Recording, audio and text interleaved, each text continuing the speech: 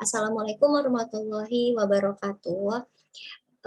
Perkenalkan nama saya Echa Rahmayanti dari Prodi Pendidikan Bahasa Inggris dan di sini saya akan menjelaskan materi dari psikolinguistik pada subbab acquisition untuk memenuhi tugas akhir saya di semester 6 ini. Sebelum kita mulai, alangkah baiknya jika kita membaca Bismillahirrahmanirrahim terlebih dahulu. Bismillahirrahmanirrahim. Baik, di sini saya akan mulai menjelaskan tentang materi acquisition dalam mata kuliah psikolinguistik.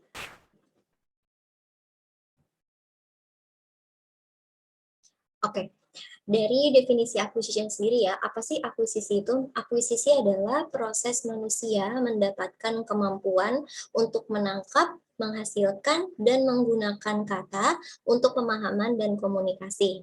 Biasanya akuisisi itu dilakukan atau dijalankan oleh infant atau bayi yang baru lahir, yaitu saat mereka mengakuisisi bahasa pertama mereka atau bahasa ibu mereka. Dan yang kedua yang biasa menjadi pelaku akuisisi ini adalah kita sebagai pelajar yang ingin mempelajari bahasa asing sebagai second language or foreign language, yaitu bahasa kedua sebagai bahasa asing atau bahasa kedua sebagai bahasa kedua untuk berbicara sehari-hari. Contohnya, untuk kita sebagai mahasiswa bahasa Inggris, biasanya kita akan menggunakan bahasa Inggris itu menjadi bahasa kedua kita, di mana bahasa pertamanya itu adalah bahasa Indonesia, yaitu bahasa ibu. Dan akuisisi di sini juga salah satu teori linguistik yang mengungkapkan apa itu step yang akan kita lakukan saat mulai mengadaptasi suatu bahasa menjadi bahasa kedua kita.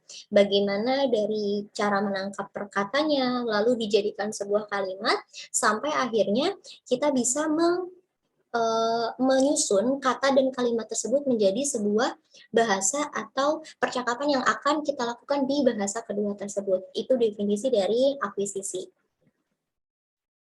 Lalu berikutnya ada performa akuisisi. Apa sih performa akuisisi itu?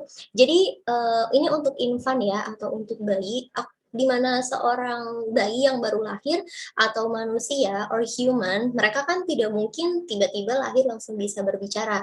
Harus ada proses akuisisi atau menyerap suatu bahasa lalu dijelaskan kembali dalam suatu kalimat sehingga menjadi sebuah percakapan.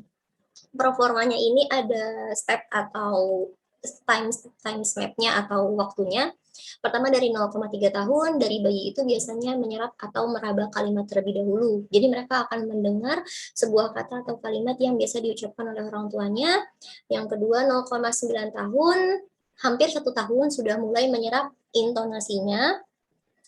Lalu saat usia 1 tahun, sudah mulai menyebutkan satu kalimat walaupun tidak sempurna. Kemudian di usia 1,8 tahun mulai mengujarkan 2 kata, di mana 2 kata ini juga masih belum sempurna, tetapi bisa dibilang sebagai 2 kata karena sudah memiliki 2 konteks atau arti yang berbeda. Lalu pada usia 2 tahun mulai bisa mengujarkan 3 kata, seperti contoh, aku mau makan atau aku mau mandi, seperti itu. Lalu di usia 2,3 tahun, infant atau balita ini sudah mulai menggunakan kata ganti. Contohnya sudah bisa mengucapkan kata ibu atau mama atau ayah, seperti itu. Lalu di usia 2,6 tahun mulai bisa menggunakan kalimat tanya. Di sini adalah masa akuisisi di mana bayi ini mulai aktif atau bisa mulai komunikasi dengan suatu pertanyaan. Biasanya pada usia ini bayi juga lebih penasaran atau lebih rasa ingin tahunya itu muncul terhadap percakapan yang dilakukan oleh orang dewasa. Lalu pada usia 4 tahun mulai bisa mengucapkan kalimat sederhana walaupun masih terbatas. Dan yang terakhir yaitu di usia 10 tahun bisa dikatakan manusia atau anak sudah matang berbicara, di mana pada usia 10 tahun ini proses dari akuisisi dikatakan berhasil karena yang tadinya tidak bisa untuk berbicara mulai bisa membentuk suatu kalimat dan bercakap-cakap atau berbicara menggunakan kalimat yang dia akuisisi. Dalam konteks ini berarti masih bahasa Indonesia. Tentu saja performa akuisisi ini akan berbeda antara akuisisi yang dilakukan oleh anak dengan akuisisi yang dilakukan oleh kita saat kita mempelajari bahasa asing sebagai bahasa kedua kita atau bahasa asing kita. Nah, untuk sistemasi dari akuisisi ini ada berbagai macam sistem. Di sini saya akan menjelaskan 3 sistemasi. Yang pertama adalah sistemasi variasi, yaitu di mana bayi atau pelajar kita yang mempelajari bahasa asing menggunakan formulir yang berbeda dari bahasa target, tetapi menggunakannya secara konsisten.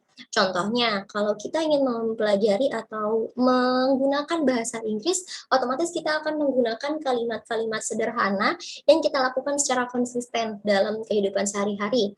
Contohnya kita akan menggunakan kalimat present tense dalam berbicara, dan hal itu pun yang akan selalu kita gunakan berulang-ulang sampai kita bisa, baru setelah menguasai kalimat present tense tersebut, kita bisa memulai ke tenses berikutnya sehingga meningkatkan kosakata kita untuk membuat suatu percakapan.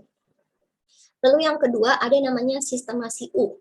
Bentuknya itu kenapa U? Karena di sini penjelasannya pelajar memperoleh bentuk kata bahasa tertentu, tetapi kemudian mulai membuat kesalahan lagi. Jadi kita learning by mistakes atau belajar dari kesalahan. Biasanya untuk sistemasi U ini kita mulai ke kalimat yang lebih kompleks atau lebih rumit. Seperti contoh saat kita sudah mulai berbicara dengan native speaker atau orang yang ahli dalam bahasa Inggris seperti dosen kita atau guru kita, otomatis kita akan menggunakan ilmu yang ada di kepala kita, tetapi dalam bentuk yang masih banyak kesalahannya.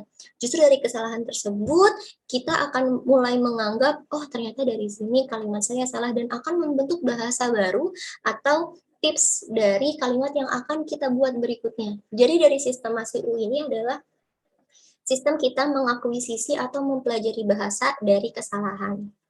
Lalu yang terakhir ada sistemasi kosakata atau vocabulary systematic, di mana untuk pelajar ini atau kita mengakuisisi bahasa ini, kita belajarnya berdasarkan kosakata. Jadi kita tidak memulai berbicara menggunakan kaidah tensis terlebih dahulu, tapi kita mempelajarinya berdasarkan memperbanyak kosakata yang kita hafalkan.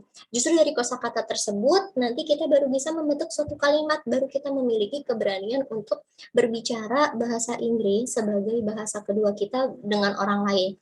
Biasanya untuk pelajar atau tipe-tipe seperti kita ini lebih cenderung menggunakan sistemasi dari kosakata berikut, karena selain dengan metodenya yang mudah dan lebih fleksibel untuk digunakan, karena bagaimana seseorang itu bisa berbicara menggunakan bahasa asing jika tidak punya bekal dalam kosakatanya. Jadi otomatis saat kita menggunakan sistemasi kosakata ini, akuisisi yang paling berhasil yang biasa dilakukan oleh pelajar adalah dengan cara kosakata berikut.